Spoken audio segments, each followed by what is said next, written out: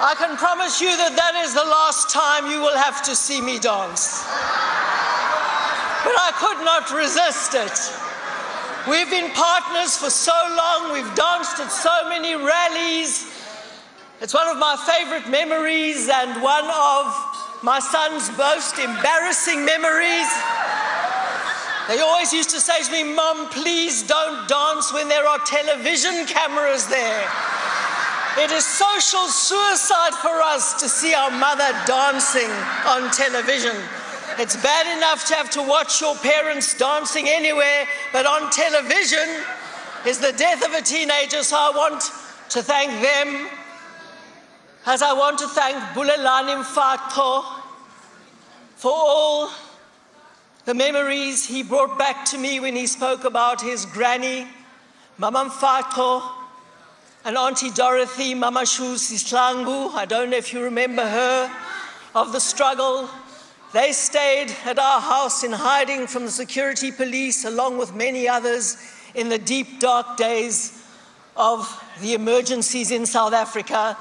And to find Bulelani Mfatho, her grandson, making contact with me again via Twitter, and the generations coming together, and the memories of how we could work together and build the future that can still become true in South Africa. And to see everybody here today, what a surprise. I expected none of this.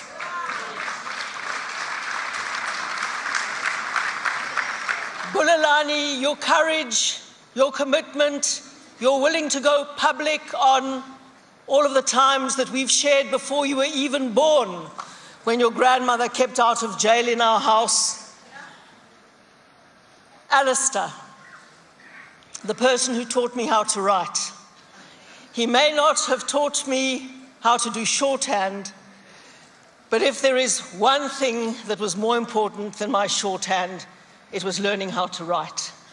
And thank you for all the patience and the time and the commitment and the passion for the politics of our country and everything that it could be that you instilled in me. I remember that day very clearly when I had read you every day in the Rand Daily Mail as my father took me to school. And as I read the Rand Daily Mail in the car on the way to work, and I said, this is the newspaper I want to work for and I want to write for. And then I went and tracked down the editor, who fortunately lived just round the corner and with whose parents, my parents, played bowls, so it's a small world. And I went to him and I said, what do I have to study to become a journalist? And he gave me lots of good advice, and I hope I followed all of that advice. And it's absolutely true. He was the toughest editor you can think about. There was no knocking off at 6:30 if you hadn't finished your story. There was no going on leave in the middle of a story you were covering. And if he had to call you back at 1 o'clock in the morning to explain something that wasn't clear, you got out of bed and you went back to the office, because there was no such thing as email or anything else that makes it easy today. And so he was a tough editor, and one of the words he used to always say to me is, if you can't stand the heat, get out of the kitchen. And boy, that was a good lesson for politics. So thanks, Alistair, for putting your confidence in me, for promoting me at such a young age, for guiding me through everything, and for putting me on the most critical stories of the time and being my mentor and my leader. No journalist can be any good if their editor isn't a leader and shows the courage of their convictions. Every journalist is only as good as their editor, and I owe you a great, great deal for everything that you taught me.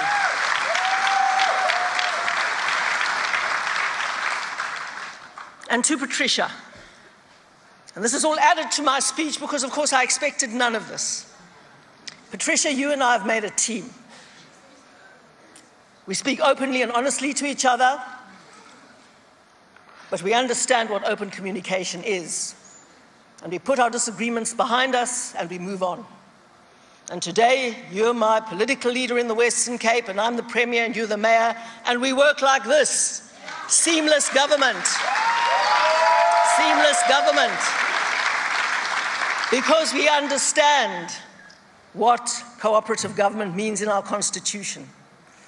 And all the people that have come to the party because I was lucky enough to be able to organize in most of the Xhosa-speaking wards in Cape Town, and I met the most amazing people, some of whom you saw on the screen there. Bonginkosi Madikizela, the nephew of the great Winnie Madikizela Mandela, who knows that the future of South Africa is in the Democratic Alliance, was one of them.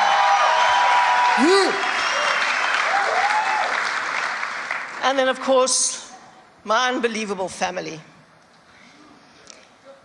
No one can be in politics with the demands that politics makes on you without a family that understands that and supports that.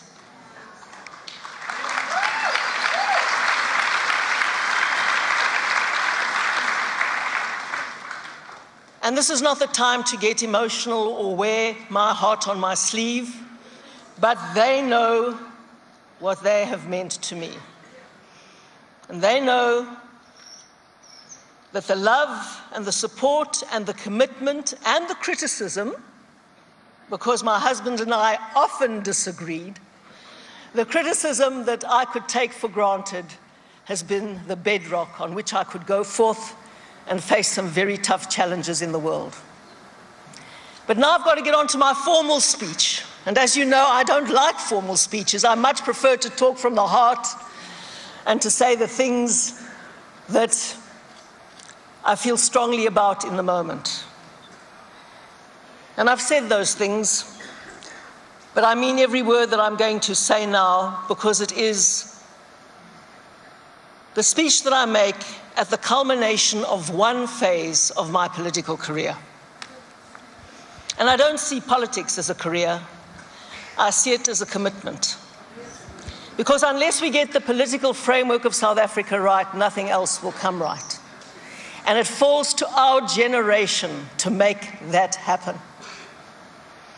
And so I address you all, my fellow Democrats. It is an immense honor to be here today and to speak to you for the last time as the DA's federal leader.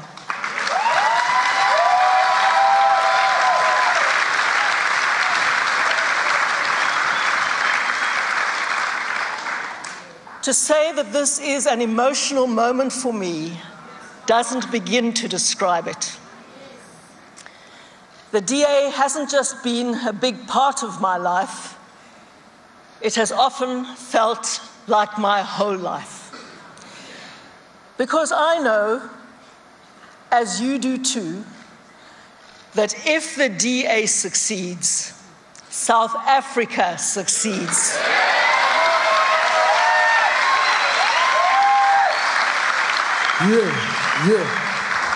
We, all of us, are bound together by the belief that the best that we can do for our country and all our children is to realize the dream we had at the dawn of our democracy 21 years ago.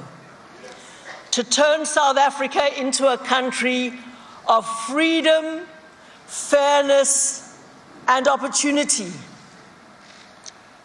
Inkululeko, ukucingelana, namathuba kumntu wonke.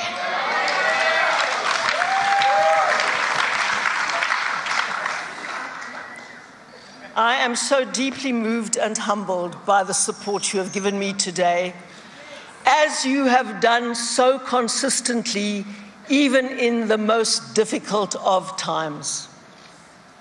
And there have been difficult times. And there are times when I have made mistakes. And there are times when you criticized what I'd done, as we do openly in our party, but you did stand behind me and you did back me in those critical moments, and we went forward together as a team. And for that, I thank you from the bottom of my heart. Now, it's almost 8 years ago to the day that I stood before many of you at our Federal Congress in Midrand and gave my very first address as federal leader. We saw some of those pictures on the screen. Now, a lot can happen in 8 years, and a lot did happen. Not one of us in that hall on the 6th of May 2007 could have predicted then where the DA would be today.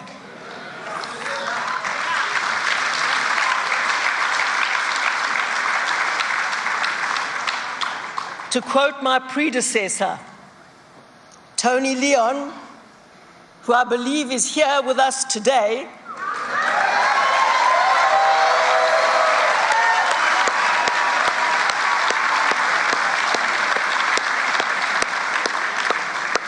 and who laid the foundation for everything that we have become, and to whom I pay a very great tribute. It was not written in the stars that we would grow from a tiny opposition party on the brink of extinction in 1994 to become the official opposition within 5 years under Tony's leadership, and then a party of government soon afterwards.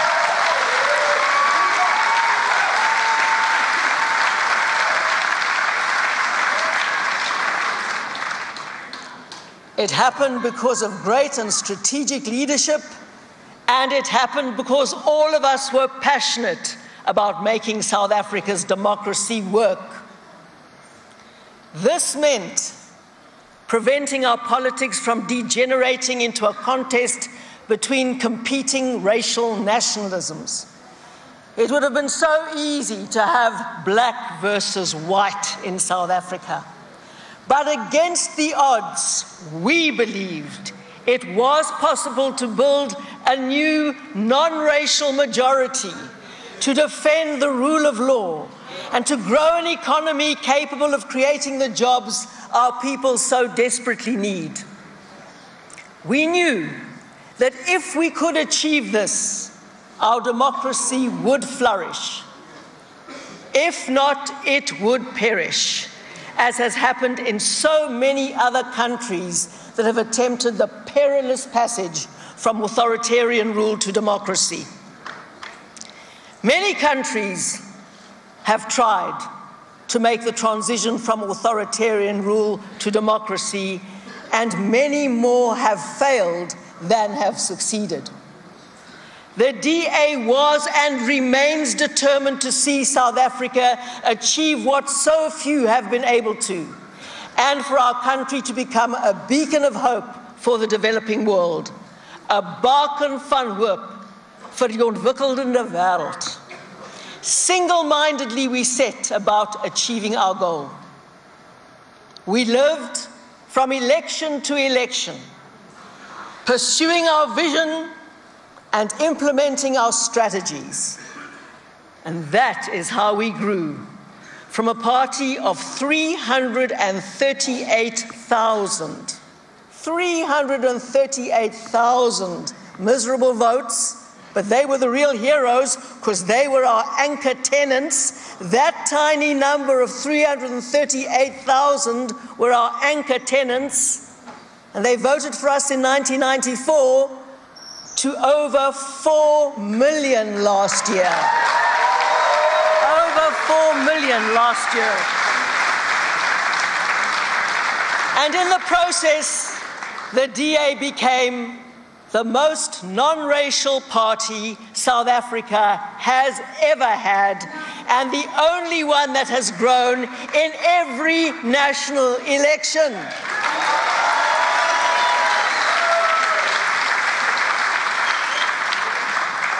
And believe me, we've only just begun. We've only just begun. And if I wouldn't embarrass you, I would sing that song right here on the stage.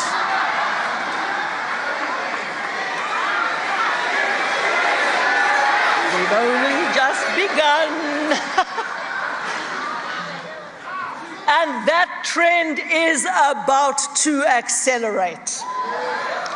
This Congress heralds a turning point, not only for the DA, but for South Africa. Yeah. Yes. A keerpunt vir Suid-Afrika. Utshintsho olukhawulezileyo loMzantsi Afrika. Utshintsho olukhawulezileyo loMzantsi Afrika. In 1994, when we had a mere 7 MPs, we were by far the most effective opposition, outperforming parties many times our size. Today, from 7 MPs, we now have 102 MPs, including the eNCA. Wow. 91 members of provincial legislatures and 1,656 councillors.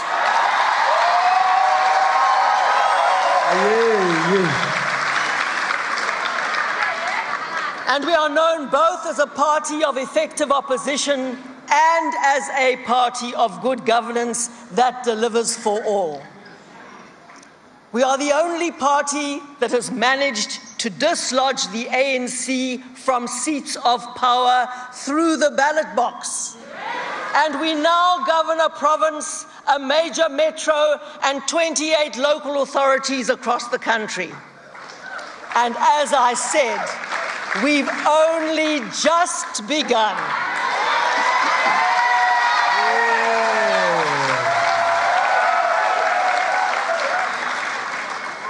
As we approach the 2016 local elections, we are knocking at the door. Siyakonkoza.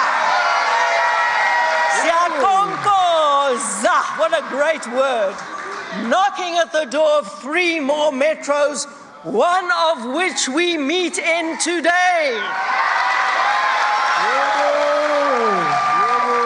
And with the same drive and passion we showed in bringing DA-led government to Cape Town 10 years ago, we can do the same right here and in other cities and towns across our country. Maar hier is 'n waarskuwing. Dit gaan weer ongelooflike ywer en passie kos, maar ons weet dis moontlik. Ons weet dit kan gedoen word. Many of you will recall the debate we had when I was elected leader and then decided to remain mayor of Cape Town rather than return to Parliament. It was a controversial decision, and you remember that many people criticized us, and particularly me, in the media for that.